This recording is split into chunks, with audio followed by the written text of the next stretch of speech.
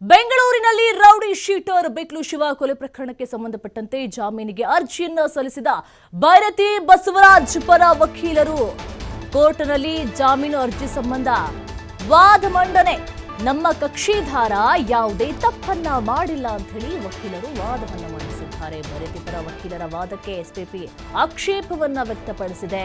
ಮತ್ತೊಬ್ಬ ಆರೋಪಿ A20 Ajit CID ಕಸ್ಟಡಿಗೆ ಫೆಬ್ರವರಿ 19ರವರೆಗೆ ಕಸ್ಟಡಿಗೆ ನೀಡಿ ಕೋರ್ಟ್ ಆದೇಶವನ್ನು ಸಹ ಹೊರಡಿಸಲಾಗಿದೆ. ಮತ್ತೊಬ್ಬ ಆರೋಪಿ A20 ಅಜಿತ್ ಸಿಐಡಿ ಕಸ್ಟಡಿಗೆ ಈಗ ಫೆಬ್ರವರಿ 19ರವರೆಗೆ ಕಸ್ಟಡಿಗೆ ನೀಡಿ ಕೋರ್ಟ್ ಆದೇಶವನ್ನು ಕೂಡ ಹೊರಡಿಸಿರುವಂಥದ್ದು. ಬೆಂಗಳೂರಿನಲ್ಲಿ ರೌಡಿ ಶೀಟರ್ ಬಿಕ್ಲು ಶಿವ ಕೊಲೆ ಪ್ರಕರಣಕ್ಕೆ ಸಂಬಂಧಪಟ್ಟಂತೆ ಮತ್ತೊಬ್ಬ ಈಗ ಆರೋಪಿ A20 ಆರೋಪಿ ಅಜಿತ್ ಸಿಐಡಿ ಕಸ್ಟಡಿಗೆ ಸಿಕ್ಕಿರುವಂಥದ್ದು. ಫೆಬ್ರವರಿ 19ರವರೆಗೆ ಕಸ್ಟಡಿಗೆ ನೀಡಿ ಕೋರ್ಟ್ ಆದೇಶವನ್ನು ಸಹ ಹೊರಡಿಸಿದೆ. ನಮ್ಮ ಕಕ್ಷಿದಾರ ಯಾವುದೇ ತಪ್ಪು ಮಾಡಿಲ್ಲ ಅಂತ ಹೇಳಿ ವಕೀಲರು ವಾದವನ್ನ ಮಂಡಿಸಿದ್ದಾರೆ. ಭೈರತಿ ಪರ ವಕೀಲರ ವಾದಕ್ಕೆ ಎಸ್ಪಿಪಿ ಆಕ್ಷೇಪವನ್ನು ಕೂಡ ವ್ಯಕ್ತಪಡಿಸಿದೆ.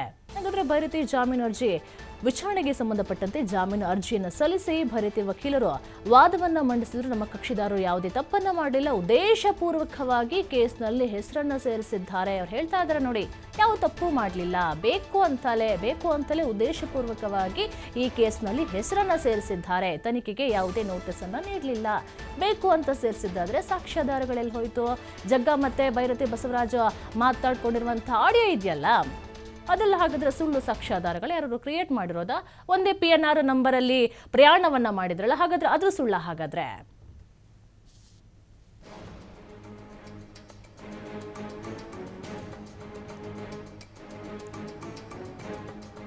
ಭೈರತಿ ಜಾಮೀನು ಅರ್ಜಿ ವಿಚಾರಣೆಗೆ ಸಂಬಂಧಪಟ್ಟಂತೆ ಈಗ ಜಾಮೀನು ಅರ್ಜಿಯನ್ನು ಸಲ್ಲಿಸಿ ಭೈರತಿ ವಕೀಲರು ವಾದವನ್ನ ಮಂಡನೆ ಆಗಿರುವಂಥದ್ದು. ನಮ್ಮ ಕಕ್ಷಿದಾರರು ಹೇಳ್ತಾ ಇದ್ದಾರೆ ನೋಡಿ, ಯಾವುದೇ ತಪ್ಪನ್ನ ಮಾಡಲಿಲ್ಲ, ಉದ್ದೇಶಪೂರ್ವಕವಾಗಿ ಕೇಸ್ನಲ್ಲಿ ಹೆಸರನ್ನು ಸೇರಿಸಿದ್ದಾರೆ. ತನಿಖೆಗೆ ಯಾವುದೇ ನೋಟಿಸ್ ಅನ್ನು ಸಹ ಕೊಡಲಿಲ್ಲ.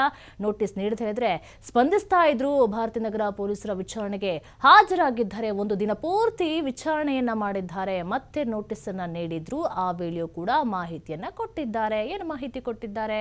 ಬರೀ ಸುಳ್ಳು ಮಾಹಿತಿಯನ್ನ ಕೊಟ್ಟಿರುವಂಥದ್ದು. ಇದಕ್ಕೂ ನನಗೂ ಸಂಬಂಧ ಇಲ್ಲ, ಇಷ್ಟೇ ಸಾಕ್ಷ್ಯಾಧಾರಗಳು ಸಿಕ್ಕಿದ್ರೂ ಕೂಡ ನಂದಲ್ಲ, ಉದ್ದೇಶಪೂರ್ವಕವಾಗಿ ಮಾಡಿದ್ದಾರೆ, ಎಲ್ಲ ಮಾಹಿತಿಯನ್ನು ಕೂಡ ತಗೊಂಡಿರುವಂಥದ್ದು. ಅದನ್ನ ಸಿಐಡಿಯವರು ಸುಳ್ಳು ಹೇಳಿಕೆ ಅಂತ ಹೇಳಿ ವಾದಿಸ್ತಾ ಇದ್ದಾರೆ. ಶಾಸಕರ ಮರ್ಯಾದೆಯನ್ನ ಹಾಳು ಮಾಡಬೇಕು ಅಂತಾನೆ ಅವರನ್ನ ಬಂಧಿಸಬೇಕು ಅಂತ ಹೇಳಿ ಅಂದುಕೊಂಡಿದ್ರು. ಹೇಗೆ ಬಂಧಿಸಿದ್ದಾರೆ ಅಷ್ಟೇ ಅಂತ ಹೇಳಿ ಭೈರತಿ ಪರ ವಕೀಲರು ವಾದವನ್ನ ಮಾಡಿರುವಂಥದ್ದು. ಆರೋಪಿಗೆ ಮೆಡಿಕಲ್ ಟೆಸ್ಟ್ ಮಾಡಿಸಲು ಭೈರತಿ ಪರ ವಕೀಲರು ಮನವಿಯನ್ನ ಸಹ ಮಾಡಿಕೊಂಡಿರುವಂಥದ್ದು. ಆರೋಗ್ಯ ಸಮಸ್ಯೆ ಇದ್ದರೆ ಮೆಡಿಕಲ್ ಟೆಸ್ಟ್ ಅನ್ನ ಮಾಡ್ತೇವೆ ಅಂತ ಹೇಳಿ ಎಸ್ಪಿಪಿ ಅವರು ಕೂಡ ವಾದವನ್ನು ಕೂಡ ಮಂಡಿಸಿದ್ದಾರೆ. ಭೈರತಿ ಪರ ವಕೀಲರಿಂದ ಕಸ್ಟಡಿಗೆ ಆಕ್ಷೇಪ ಸಹ ಕೇಳಿ ಬಂದಿರುವಂಥದ್ದು. ಈಗಾಗಲೇ 2 ಬಾರಿ ವಿಚಾರಣೆಗೂ ಕೂಡ ಹಾಜರಾಗಿದ್ದಾರೆ. ಸರ್ಚ್ ವಾರೆಂಟ್ ಅನ್ನ ತಂದು ಮನೆಯನ್ನ ಸರ್ಚ್ ಮಾಡಿದ್ದಾರೆ. ಯಾವಾಗ ವಿಚಾರಣೆಗೆ ಕರೆದ್ರು ಎಲ್ಲವಾಗ್ಲೂ ಕೂಡ ಅವರು ಹೋಗಿ ವಿಚಾರಣೆಯನ್ನು ಎದುರಿಸಿದ್ದಾರೆ. ಜಾಮೀನು ಅರ್ಜಿಯನ್ನು ಸಲ್ಲಿಸಿ ಮಂಡಿಸಿದಂಥ ಭೈರತಿ ಪರ ವಕೀಲರ ವಾದ ಇದಾಗಿತ್ತು.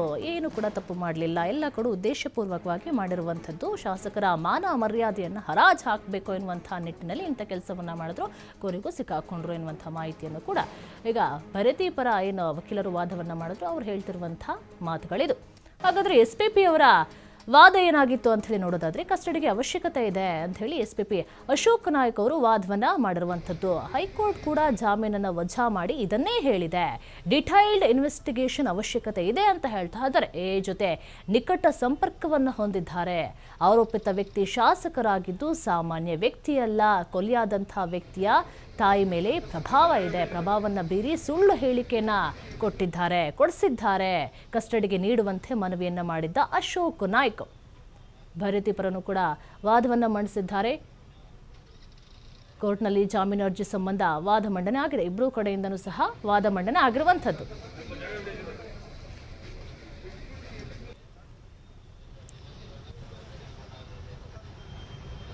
ಎಸ್ಪಿಪಿ ವಾದಕ್ಕೆ ಭೈರತಿ ಪರ ವಕೀಲರು ಆಕ್ಷೇಪವನ್ನು ಸಹ ಸಲ್ಲಿಸಿದರು.